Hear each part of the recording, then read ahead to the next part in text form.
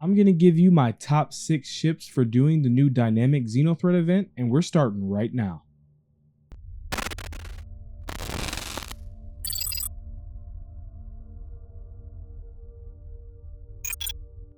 Thank you so much to all the supporters that make this channel possible.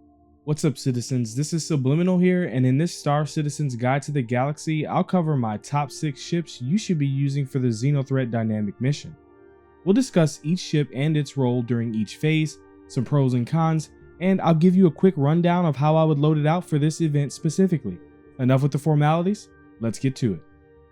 Sorry I had to put a ship on here that's not currently available for sale on the pledge store or in the verse, but I'm in love with this ship.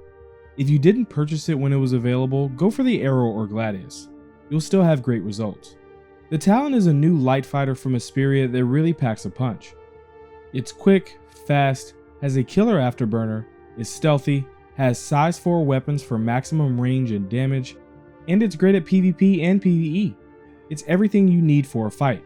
To be clear here, we're talking about the base Talon, not the Shrike. Its role during this mission is to focus on taking out pesky light fighters that will be an annoyance or a distraction to larger ships in the fleet who need to focus on firing on enemy corvette or capital ships. What this ship doesn't excel at is the ability to do meaningful damage to those larger enemy ships. Also, there's no cabin space to assist in the Phase 2 cargo transport missions, but it still comes highly recommended if you just want a dogfight. Here's how I would load it out. This differs just slightly from my typical recommended build. For the weapons, I'm going to be adding CF447 Rhinos. I'm not going with my typical attritions because I'm going to be competing for kills here and I need the most range, and due to the attrition's damage fall off, that just won't work. Also, I love the C788s, but I'm anticipating some frame drops and that usually doesn't work well for me when using cannons. I typically overclock weapons, but the size 4 CF series spend more time recovering than firing, so I wouldn't recommend it here. This will apply to a lot of ships on this list. For missiles, I recommend my typical Rattler 2s. And honestly, missiles aren't really that important with this ship and for this mission, so if hunting these down is too much trouble, then just use what you've got. For components, go with a Slipstream power plant and pair a snowblind with a Zero Rush. I'm not going dual snowblinds because the Talon runs hot and 2 stealth coolers just doesn't cut it. For shields, pair a Mirage with a Guardian. The Mirage for quick burst of shield generation shortly after being hit, and the Guardian for ballistic resistance and adding to your overall health pool. And finally, an Atlas Quantum Drive. Please note that the Slipstream power plant works when it's paired with the Mirage shield, but if you remove that stealth shield, it won't be enough to power the build in combat. So if the Mirage isn't something you can handle, you might want to beef up the power plant. FYI, if you have any questions about the components I recommended, head over to SubliminaLchannel.tv. I have these loadouts there with more context, links to the builds on the DPS calculator, and honorable mentions. In the number 5 slot is a ship you can actually buy on both the pledge store and in the verse. The Vanguard is a heavy fighter series made by AEGIS. It excels at all forms of combat. As far as which one to buy, for this event specifically, the Harbinger is great with the size 5 torps. It helps in assisting to take down those cap ships.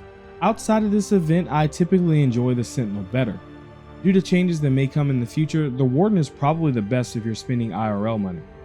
And I don't ever recommend the Hoplite, especially if you're buying it with Alpha UEC. However, if you have it as a loner, it can still do the job here. The Vanguard series can be equipped with a size 5 fixed on the nose and has 4 bespoke size 2 weapon hardpoints in the nose. The size 5 offers great range and packs a punch. Combine that with the size 2s, once you get within a couple thousand meters of your target, you can take down just about anything. You're tanky, there's a turret available if you have a buddy to bring along, there's a cabin space to assist in the cargo runs, and you can effectively assist in damaging everything from light fighters to the XenoThreat Idris. Here's how I would load it out. For the weapons, I'm going to be adding the CF557 Galdarine under the nose, GVSRs in the nose, and CF227s for your friend. For missiles, I enjoy a full set of Thunderbolt 3s. You'll need to swap out the racks that hold 4 size 2s for 2 size 3s. For components, as usual, we're going to go full stealth since the Vanguard has redundant components, so Eclipse power plants and Nightfall coolers. For shields, I'd actually recommend going dual Sucheron if you have a Prowler to steal from. Typically, I don't recommend this, but escaping NPCs for a second to regen some health pool isn't hard to do with other players around. If you don't have these, you can run any combination of either Rampart, FR76, or Umbra. Actually, I wouldn't go dual Umbra, but pairing it with a Rampart or FR66 would be fine, and more reminiscent of my typical build. And lastly, get an XL1 Quantum Drive. Alright, the number 4 spot here has more of a laser focused role. The Cutlass Red is a space ambulance made by Drake, and it's great for Phase 2 cargo missions. It has enough cargo room to store a ton of containers, it has a med bay for your crew to respawn in case they die, and if you're solo, it has the same weapon DPS potential as the Cutlass Black. By the way, the Cutty Black would have made this list if this didn't have a med bay, and if you don't have access to the Red, this still comes highly recommended. It has a 1200 meter top speed that will be helpful when transporting Duluth mechs. And again, the med bay is invaluable. There will be deaths inside the Starfarer Rex due to accidental friendly fire or NPCs. And being able to quickly get back into the fight will save you a lot of time and headache. Pro tip for avoiding friendly fire: crouch, turn on your flashlight, equip a flare if possible, and don't dress like the enemies found in the wreck and you should be safe. Here's how I would load it out. For the weapons, I'm going with a quad array of CF337 Panther laser repeaters. And for components, since there's only one shield slot, we'll add an FR76. This is a Drake ship, so stealth is futile and stealth components can't usually even handle the build. So we'll actually leave the stock power plant in coolers, because if you watch my cooler guide, you know extra cooling gives no performance benefit to weapons, thrusters, or any components. And lastly, we'll go with an XL1 Quantum Drive. These final ships are really helpful and really tough for me to rank. Coming in at number 3 is the Hammerhead. The Aegis Hammerhead is a Corvette class fleet screen ship made by Aegis. Where do I begin with the pros? It has 6 turrets with 4 size 4 weapons, giving you excellent DPS and range. It carries a ton of missiles, has a docking collar that's perfect for aligning with the Starfarer wreck to offload containers, has plenty of room to store those containers, can only be taken down by 2 ships solo, so it's tanky as fuck. Keeping 1 crewmate or more in the top turret while offloading containers can thwart off everything from PvE targets to players looking to side with the XenoThreat. And if the turret gunner gets overwhelmed, then the crewmates who are organizing the containers can quickly hop into a turret and assist. Its downsides during Phase 2 is that its 1000 megameter per second top speed is terrible for transporting the quantum sensitive containers, and it doesn't have a med bay. So if you die while infiltrating the wreck, you'll have to regroup and get back into the fight later. Besides that, it's still great for Phase 2 and the subsequent combat phases. That's why it takes the 2nd spot. As far as how I would load it out, I actually just published a loadout guide for it a few days ago. So to save time in this video, you can just go head over and take a look at that if you want. Coming in at number 2 is the Phase 2 King, the CARRACK. It's tanky, and although it's a lot less, it has enough firepower to defend against both XenoThreat and enemies. But the ways that it's better than the Hammerhead is its ease of just chucking containers into it from the wreck's cargo door. We even threw in the shock and heat sensitive ones and had no issues. It has one of the fastest top speeds in the game for transporting the Duluth mechs, and just like the Cutlass Red, it has a med bay for crewmates to respawn. Its downsides over the HH are that it has less weapon damage potential as well as a lack of missiles. But honestly, so does every other ship when you compare it to a Hammerhead, so yeah. As far as how I would load it out, I put rhinos on all of the turrets, and if you want to have some fun, add the C788 to the top turret.